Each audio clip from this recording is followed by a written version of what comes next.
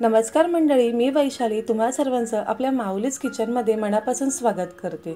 तर झालं असं, बऱ्याच दिवसापासून मला थालीपीठाची भाजणी करायची होती आणि ही भाजणी मला झटपट तसंच घरी असलेल्या मोजक्या साहित्यामध्ये आणि असं प्रमाण हवं होतं की जे सहज लक्षात राहू शकेल। तर सोलापूरमध्ये असलेल्या माझ्या आजीने मला इतकं सोपं प्रमाण आणि मोजक्या धान्यामध्ये चविष्ट थालीपीठ होण्यासाठी छान रेसिपी सांगितली आहे। तिने सांगितलं, जास्तीचे भरपूर धान्य न घेता मी सांगितलेल्या या मोजक्या धान्याची भाजणी कर आणि दळून आणल्यावर याचे चविष्ट थालीपीठ कसे लागतात ते मला सांग।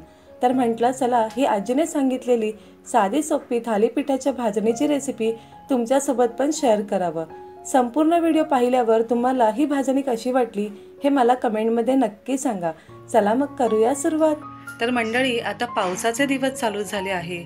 पावसामध्ये पटकन आणि छान असं खमंग काही खायचं असेल तर अशी थालीपीठची भाजणी जर तुम्ही करून ठेवली तर सहज जेव्हा तुम्हाला मन होईल तेव्हा तुम्ही त्याचे थालीपीठ करू शकतात।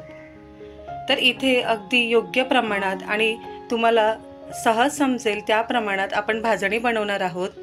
आणि सर्वात महत्त्वाचं म्हणजे एकदम कमी साहित्यामध्ये ही भाजणी तयार होते। तर इथे आता आपण पाहून घेऊ की आपण किती काय काय घेतलं आहे ते। तर इथे तुम्ही पाहू शकतात, आपण ज्वारी घेतली आहे। तर इथे मी 1 बाउल ज्वारी घेतली आहे। तर असे हे 2 बाउल आहेत। 1 बाउल म्हणजे इथे माझे पाव किलो ज्वारी घेतली आहे आणि 2 बाउल म्हणजे ही अर्धा किलो इतकी ज्वारी झाली आहे। तर आपण अर्धा किलो इतकी ज्वारी घेतली आहे। ज्वारी स्वच्छ साफ करून घ्यायची। यामध्ये जर काही बारीक दगड वगैरे असेल किंवा काही कीड असेल तर ती काढून टाकायची। तर हे 2 बाउल म्हणजे बरोबर अर्धा किलोचं प्रमाण आहे। आता तुम्ही बाउलने बघितलं तर हे 2 बाउल होतं आणि जर तुम्ही किलोच्या प्रमाणात बघितलं तर अर्धा किलो इतकी ही ज्वारी आहे। तर सारख्याच बाउलने आपण यामध्ये 1 बाउल भरून चणा डाळ घेतली आहे। पुन्हा त्याच बाउलने आपण 1 बाउल भरून गहू घेतले आहे। तर आता हे गहू सुद्धा आपण पाव किलो घेतले आहे। चण्याची डाळ सुद्धा पाव किलो आहे। आता याच बाउलने आपण अर्धा बाउल इतकी मुगाची डाळ घेतली आहे। तर हे सर्व प्रमाण तर तुम्हाला आता सहज कळाले असेल। अगदी कमी साहित्य आणि मोजक्या साहित्यामध्ये आपण हे थालीपीठ करणार आहे। जसं की तुम्हाला मी इथे सांगितलं की हे 2 बाउल म्हणजे अर्धा किलो इतकी ज्वारी, त्याच बाउलने 1 बाउल म्हणजे पाव किलो इतकी चण्याची डाळ, पाव किलो म्हणजेच 1 बाउल गहू आणि सारख्याच बाउलने अर्धा बाउल म्हणजे मुगाची डाळ। आता इथे तुम्ही जिरं पाहू शकता। तर जिरं अगदी सोप्या पद्धतीने सांगते की अर्धी मूठ, तुम्हाला 1 मूठ जिऱ्यामधलं अर्धी मूठ इतकं हे जिरं घ्यायचं आहे। आणि इथे धणे सुद्धा तुम्ही पाहू शकतात की हे धणे मी 1 मूठ भरून घेतले आहे। तर धणे आणि जिरं याचं प्रमाण, धणे घेताना 1 मूठ भरून घ्या आणि तुम्ही जिरं घेताना अर्धी मूठ इतकं जिरं घ्या, म्हणजे सहज कोणालाही समजेल इतकं सोपं प्रमाण आहे। तर इथे आपण हे सर्व जिन्नस छान खमंग असे भाजून घेणार आहोत, जेणेकरून पावसामध्ये कधीही आपण पटकन काही खावंसं वाटलं तर यापासून थालीपीठ करू शकतो। आणि भाजून घेऊन हे दळून आणलं तर 3 ते 4 महिने पीठ छान राहतं। जसं की आपण कोंबडी वड्यासाठी जशी भाजणी करतो तीच पद्धत, त्याच पद्धतीने इथे आपण हे सर्व जिन्नस छान भाजून घ्यायचे आहेत। आता जेव्हा आपण हे पीठ दळून आणू त्यानंतर हे 1.25 किलो इतकं तरी आपलं पीठ बसेल। तर चला आता आपण छान असं खमंग भाजून घेऊया। तर इथे जे काही धान्य आपण भाजणार आहोत त्यासाठी इथे मी जाड कढईचा वापर करत आहे। आता गॅस चालू करून घेऊया आपण आणि कढई छान गरम करून घेऊ। धान्य भाजण्यासाठी कधीही अशी जाड कढईच घ्यायची, कारण काय होतं की आपण पातळ कढई किंवा नॉनस्टिकी कढई घेतली की धान्य पटकन भाजले जातात, आतपर्यंत छान भाजले सुद्धा मग जाणार नाही। त्यामुळे शक्यतो अशी जाड कढईच घ्यावी। तर इथे आता आपली कढई चांगली गरम करून घेतली आहे। तर इथे मी गॅस मीडियम करते आहे आणि यामध्ये आपण जे ज्वारी घेतली होती हे 2 बाउल ते घालून घेऊ।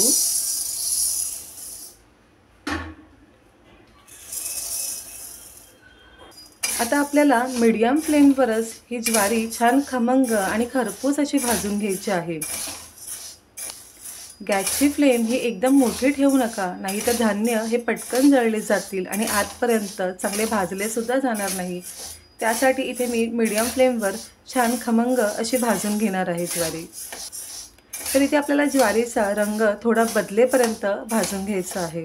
आपण घेतलेले धान्य हे छान असे खमंग आणि खरपूस भाजून घेतलं की आपण जेव्हा हे धान्य दळून आणू तेव्हा ते पीठ अगदी 3 ते 4 महिने छान राहतं. त्यामुळे मध्यम आचेवरच आपल्याला मस्त असे खमंग भाजून घ्यायचे आहेत. तर रंग पहा, हलकासा असा लालसर आला आहे. तर ज्वारी तुम्ही जितकी चांगली भाजून घेणार तितकीच आपली भाजणीसुद्धा चांगली होते. आणि इथे तुम्ही पाहू शकता ज्वारी छान एकसारखी भाजली आहेत आणि भाजायला जवळजवळ मला 7 ते 8 मिनटं लागले आहेत. तर इथे ज्वारी छान एकसारखी अशी लालसर रंगावर भाजून घेतली आहे. आता आपण ज्वारी काढून घेऊया. आता आपण यामध्ये घेतलेले 1 वाटी गहू घालून घेऊ आणि छान भाजून घेऊया. गहूसुद्धा आपल्याला मध्यम आचेवरच छान असे खमंग भाजून घ्यायचे आहेत. तर सुरुवातीला आपण गहू भाजायला घेतले होते तेव्हाचा रंग आणि आत्ता तुम्ही पाहू शकतात हलकासा याला लालसर रंग आला आहे. तर या प्रमाणात आपल्याला गहूसुद्धा भाजून घ्यायचे आहे. प्रत्येक धान्य भाजायला थोडासा वेळ लागतो, पण छान आणि व्यवस्थित असे धान्य भाजून घेतले की भाजणी आपली चांगली होते. तर इथे गहूसुद्धा छान भाजून घेतले आहेत. आता हे सुद्धा आपण काढून घेऊया.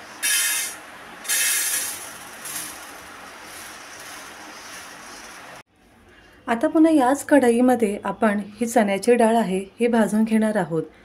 तर आपण जेव्हा बेसनचे लाडू करतो तेव्हा चण्याची डाळ कशी भाजून घेतो थोडी लालसर रंग होईपर्यंत, तर आपल्याला या थालीपीठसाठी सुद्धा ही डाळ छान लालसर रंग होईपर्यंत भाजून घ्यायची आहे.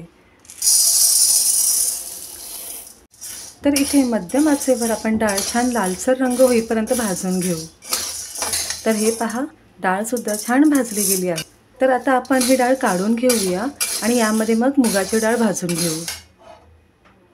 आता आपण यामध्ये मुगाची डाळ घालून घेऊ आणि तीसुद्धा छान खरपूस भाजून घेऊ.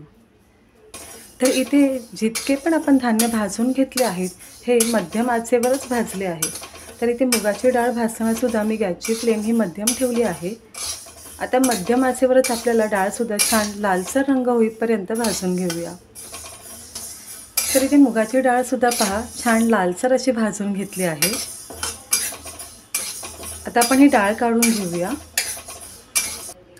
आता या कढईमध्ये आपण हे जे मूठभर धणे घेतले होते ते घालून घेऊ. तर इथे आपल्याला धणेसुद्धा अगदी 1-2 मिनटं छान भाजून घ्यायचे आहेत.